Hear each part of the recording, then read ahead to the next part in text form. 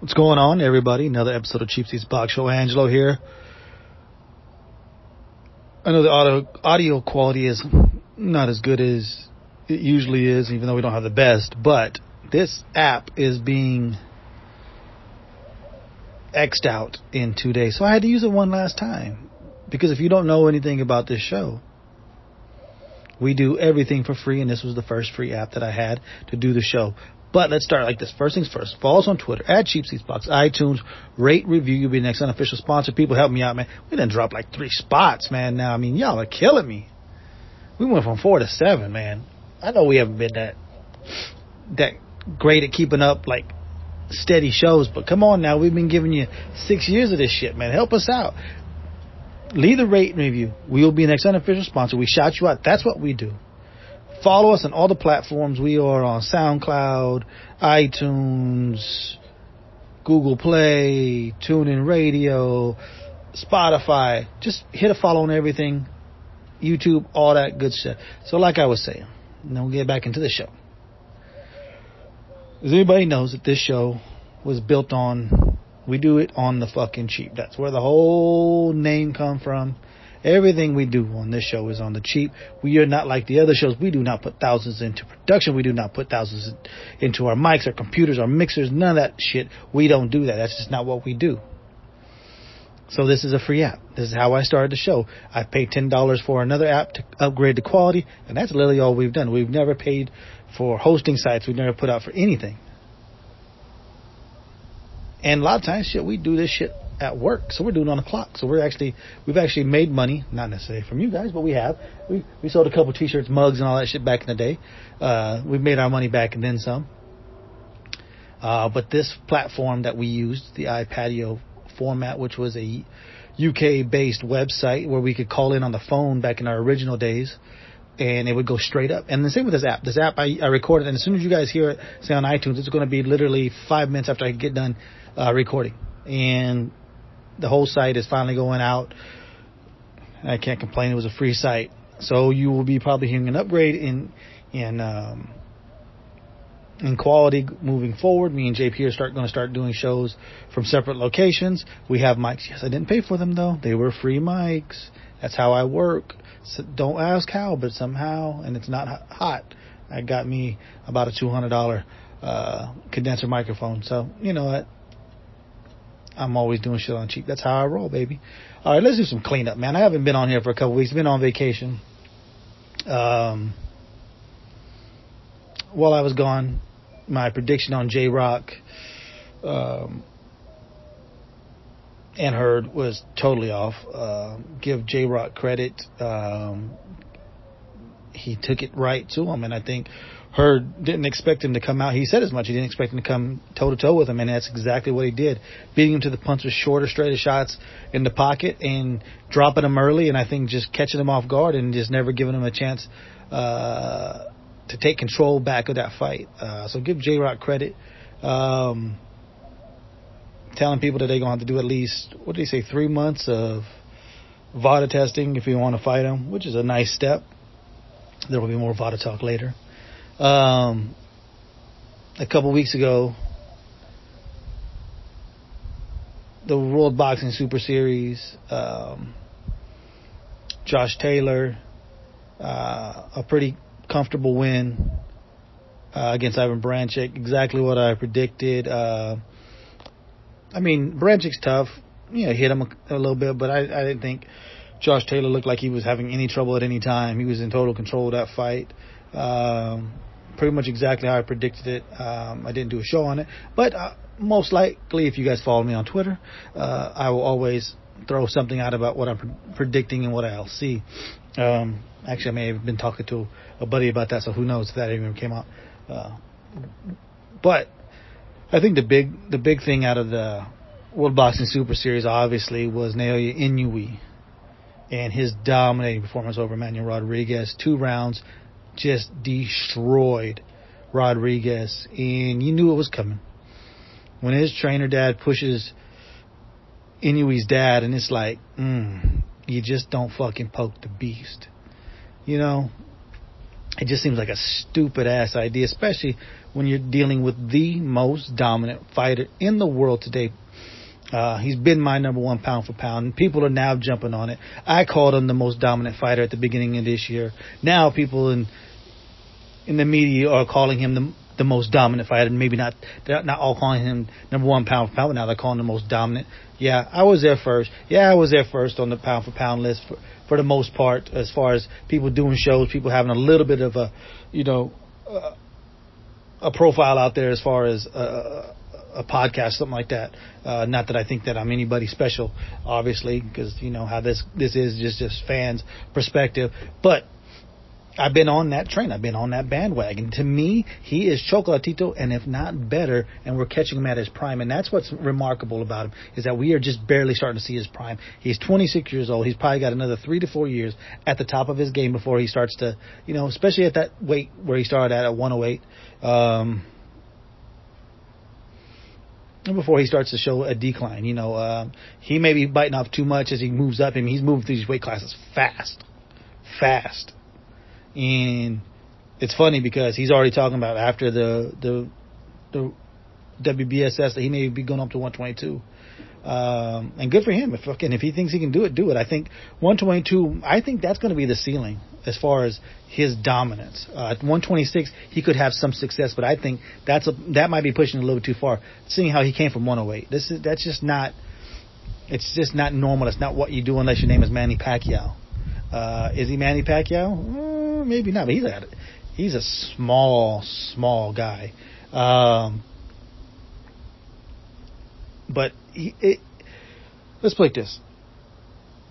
3 fights at 118. This guy has beat a regular champion,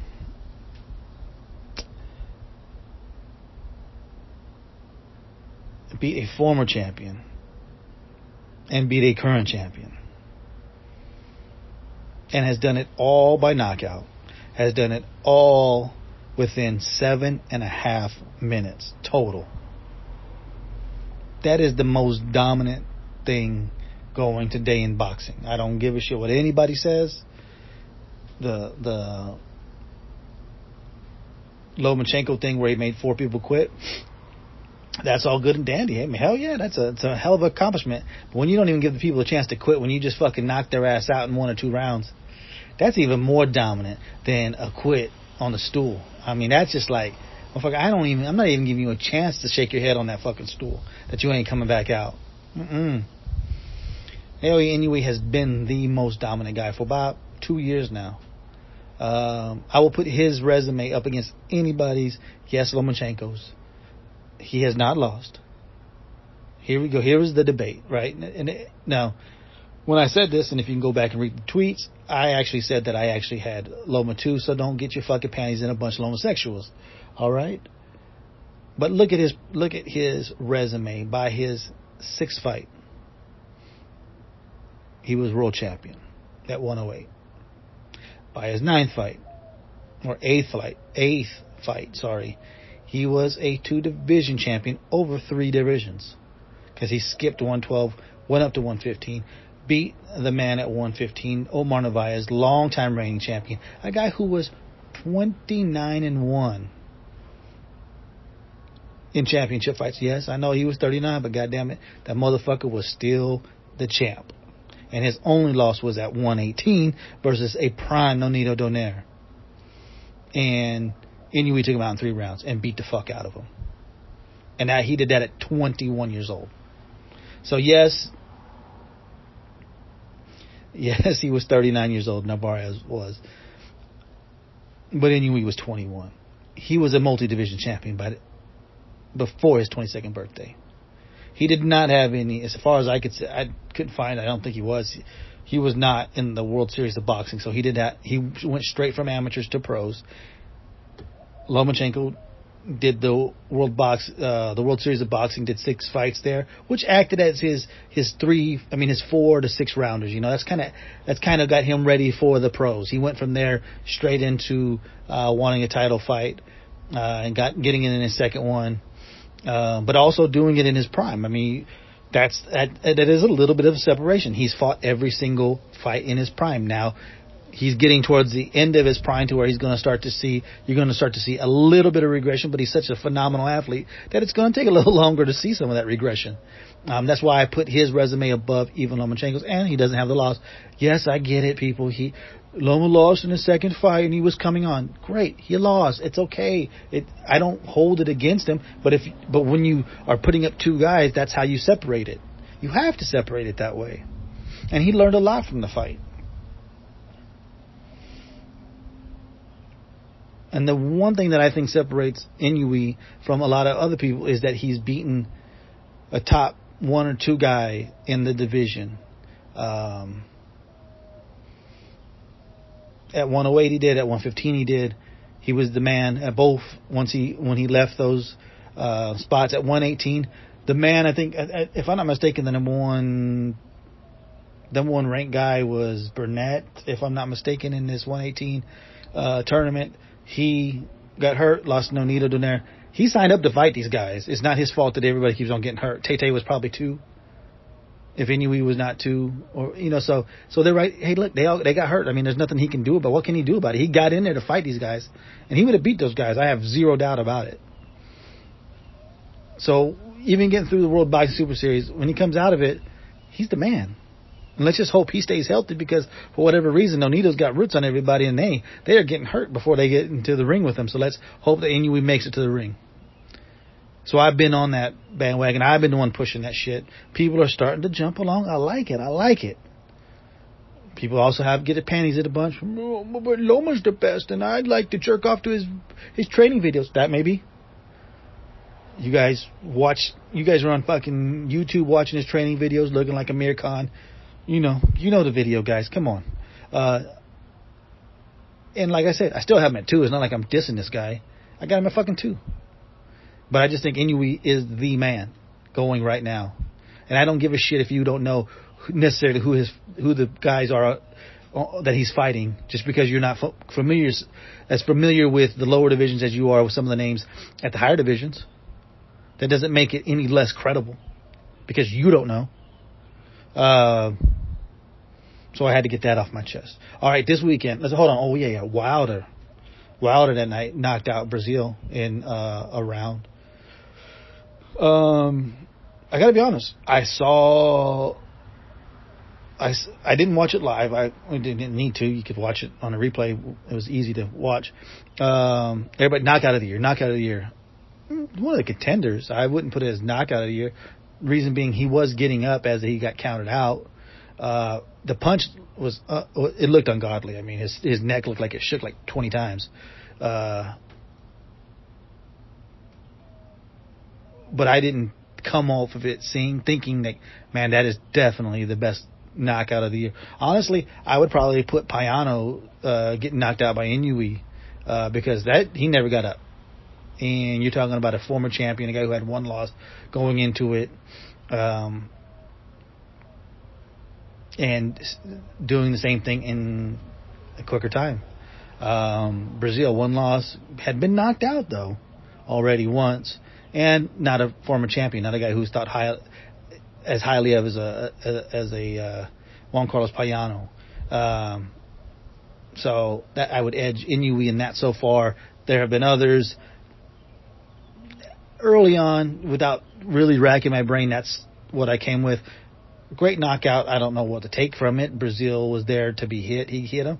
Good for him, man. I mean, we're going to get Wilder Ortiz on pay-per-view after this. That's not really, to me, a pay-per-view fight. But, hey, the first one was on Showtime. It was a great fight. I don't have a problem with the rematch at all, because, options are what they are in boxing today, especially in the heavyweight division. But,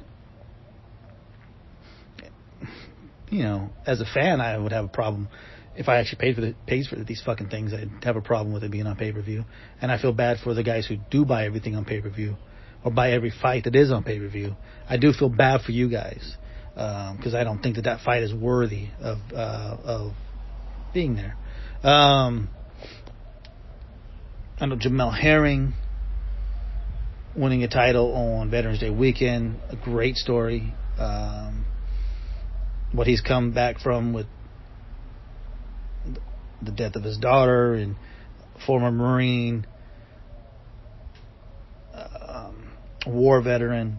It's a great story, and he earned it, no doubt about it. He earned his title, and no matter how long it lasts, they can never take that title of world champion away from him. And good for him. Great story. More on something kind of leading and kind of playing off of that in a second. This weekend, Andy Ruiz. Look, Ruiz is a competent fighter. He's nothing great. I would say he's a slight step up from Brazil. So I mean, I don't, for whatever that's worth. I don't put too much into it. I expect Anthony Joshua, I really expect him to just keep on doing what he's doing and becoming more of that Klitschko, excuse me guys, Lennox Lewis-esque later in their career heavyweights, where he, ever since the Klitschko fight for Joshua, he's become more of a jabber, a boxer, a guy who's taking his time setting up his punches. And I think you're just going to see more of that. He's going to bide his time. Ruiz will probably have a little bit of success early on, and then probably somewhere in the 9th, 10th round, that area, Joshua will probably get to him. If he doesn't, then he's probably just going to get a nice, easy decision victory. But I mean, I just don't see Ruiz having much of a shot at winning this fight at all. And I really won't take much away from it. I mean, even if he went out there and knocked Ruiz out in 2 or 3 rounds, and it would be like, good, I'm glad, because we didn't have to sit through 12 rounds of monotonous fighting. But all in all, we know what to expect. We just don't know when to expect it. It was like the Brazil fight. It wasn't a matter of who was going to win. It was a matter of what round Wilder was going to knock him out. And in this one, it's more of what round is he going to knock him out, or is he going to get taken to 12 rounds and Joshua's just going to win an easy decision victory. And I think that's all this fight is. And that we've gotten a lot of that this year. A lot of, we already know who's going to win this fight. There's been a couple that we didn't, that we've gotten wrong. But all in all, not. This has kind of been more par for the course this year in 2019 for boxing. One last thing. I'm going to finish off on this. And I've been doing a lot of this on Twitter. And honestly, boxing Twitter has just been just driving me fucking crazy with all this goddamn tribalism going on. And everybody gotten there. My favorite entity, my favorite thing is Top Rank. So don't talk about Top Rank. My favorite thing is the PBC. My favorite thing is Matchroom Boxing and Dazzle. I don't give a fuck about any of that stuff, man. It's just getting so bad that you can't make a comment without the defenders coming to get you from every damn entity. And it's just so annoying. I don't know when boxing became that thing, but it has. And honestly, it's just getting so over the top. The Jamel Herring thing is what I said I was going to go back to. It's something that kind of sparked it. Comments made on Twitter that people kind of wrote Herring off after his 2 losses when he was with PBC. Now he's with Top Rank. It's a good story. Actually, that's a lot of that. That's true. A lot of people are like that, and those people are as fucking ridiculous as the people who talk shit about Manny for years, and he's overrated, and then the only reason that he was doing as good as he was is because he was taking steroids through his run up through the weight classes, and then now that he's with PBC, we don't hear any talk about drugs or anything like that, and everybody loves him, and he's a warrior, and he's fighting Keith Thurman at 40 years old. Bravo. It's the same bullshit. I don't get it. You know what it reminds me of? It reminds me of SEC fans. And I know this is going to go over the head of UK listeners and everything like that. But here in the US, you guys get it. Auburn Alabama, they fucking hate each other. They cannot stand each other.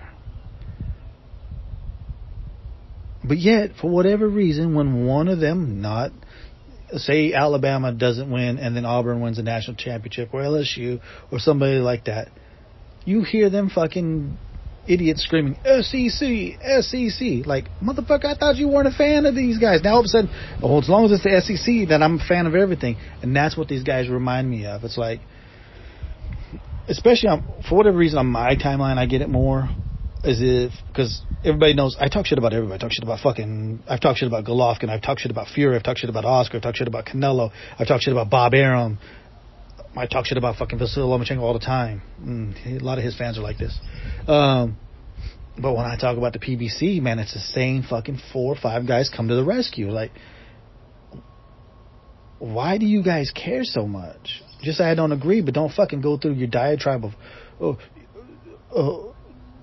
you're not saying this, you're not being fair, and then hoping to God that fucking Steven Espinoza gets a like on your fucking comment because he's following you, because all you do is fucking protect the PBC because for whatever reason. Like, I get it. Some of these guys are paid by them, so I understand that.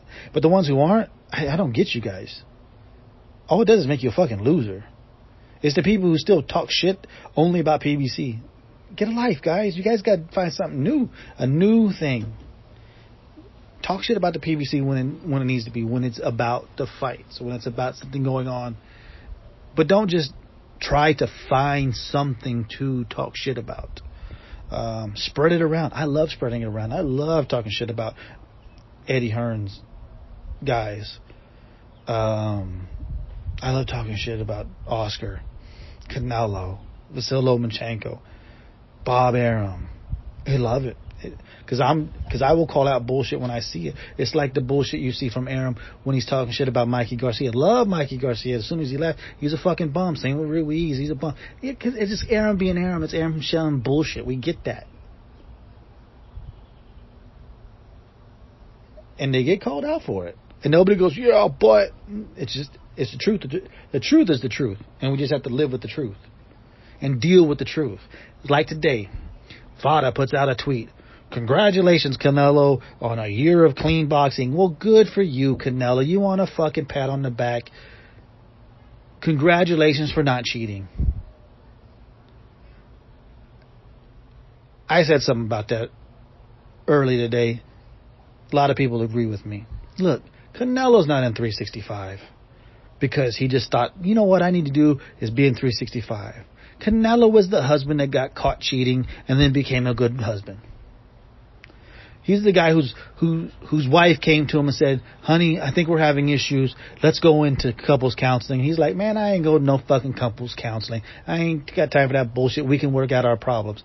Gets caught cheating, tells his wife, you know what I think we should do? I think we should go to couples counseling. You don't get any brownie points for it now. You got caught. Good for you that you haven't gotten caught again since then, I guess. You know, but the thing is it's like he needs to be stroked. It's almost like Golden Boy's like Oscar's like, hey, Vada, put it out. He went through a whole year. I don't understand why or how it worked, because I know when I went through a year's worth of tweets, and thank God Vada doesn't tweet very much, so it's easy to go through. Not once did I see, congratulations, Nonito, another year of clean boxing. This is your 8th year in a row of clean boxing. No, that wasn't put out there. But for whatever reason, Canelo needs to be patted on the back because he did stuff. He did what he was supposed to. He didn't pop hot. All right, good for you. It's the Chris Rock thing. Don't you want a cookie? You're doing what you're supposed to do. You low expectation have a motherfucker. That's what this is. And when people jump on that comment, and it wasn't directed at the person who tweeted it. It was just the thing is like, we really need to give him props for finally not cheating. He's in 365 and how many other people are? Okay. Again, let's go back to it. If he didn't pop hot before the second Canelo or for the second Triple G fight, how many people think Canelo would be in the 365 program? Nobody. Unless you're the biggest Canelo backer, you think that of course he would, because that's what he is. He's a tried and true champion. He's going to do what's best for the sport. And Canelo does what's best for Canelo. That's the only reason he's in 365. He tried to save face. He tried to say, yeah, but I'm going to do what's right from now on. And that's all it is. And people want to fucking pat on, yeah, but why aren't other people doing it? Because they haven't gotten caught and they haven't been shamed in doing it, I guess. You know, going through their tweets. I don't know if he's gotten out of it since then. And I didn't even know this because why would you know this? Triple G got into the VADA testing. This is, we know this. This is where Canelo got caught. And he stayed in the program and he went through his Vanez fight. And they said, congratulations, Vanez, for completing VADA testing for your fight against Triple G, who remains in the program. And he remained in the program through the second Canelo fight, and it never actually tweeted out that they actually completed it. So, did he stay in there for a whole year? Sure seems like it. I didn't see anybody congratulating Triple G for doing that. And trust me, Triple G's got enough fans out there who applaud everything he's ever done and everything he will ever do. But that's what I'm talking about. Like, I think this is going to be my thing from now on, is consistency. As fans, try to be fucking consistent. I get it. We're fans. We're going to have biases. We all will. Trust me. It took a long time for me to admit shit about Chocolatito. Hey, because he came on my show and I loved him for it, man. Because we were a nothing show and he came on personally. We didn't have to go through any middlemen. He literally, me and him talked back and forth on Twitter for months. He finally came on the show. And I thought that was the coolest thing ever. I get it. I get having likes and favorites. But I'm also going to be consistent with it. And I try to be very consistent with my criticism. I try to be consistent with my praises. That's just what you try to do. And that's one of the things, even going forward, no matter how much longer this show lasts. 6 years into it, 7 years almost now. Shit, it's been 7 years. 7 years into it. We're like one of the only 5-star rated shows. That's really hard to do. That means people are actually respecting what you do, even if they don't necessarily think that you're the best at it, but they respect it. Because you're not pissing people off enough to go, well, fuck that show, 1 star, even if it's a good show. Because you're staying pretty fucking consistent with what you're doing.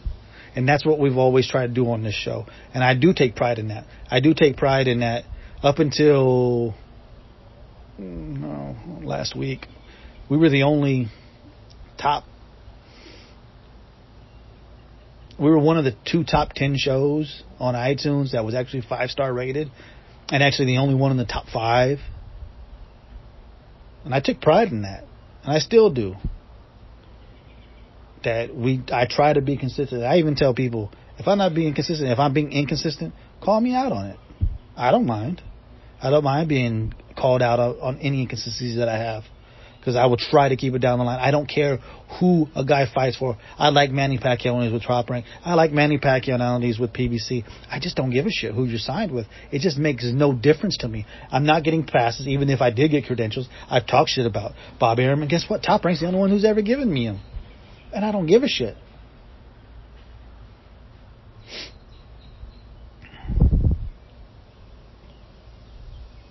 But that's how we try to keep it. And I want the fans out there to start being more consistent. And when they don't, when they're not consistent, I'm going to call them out on it. I'm going to call them out on their hypocrisy.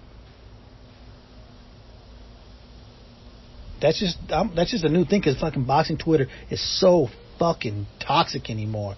All these damn groups, and I'm with this entity and I'm with this entity, and nothing else matters, nothing else is good. Man, to hell with all that shit. Let's keep it true like fans do. Alright, let's try to be real fans of the sport, not just fans of parts of the sport.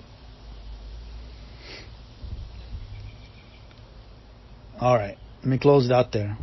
Give you a quick show. In and out, 30 minutes. I can't believe I went that long. Remember, follow the show on Twitter, Cheap Seats Box, iTunes, rate, review, be next unofficial sponsor. If you guys do that, I will shout you out. That's what I do. Subscribe on YouTube, subscribe on Spotify. Help me out, help us out, get us up there even more. And if you want some great tweets, I don't tweet a ton, but when you want them, follow me on Twitter. That's what I'm here for. I really appreciate everybody who's been with us, stuck with us through all this shit. And remember, like JP says, this is where the fighters fight and the fans commentate.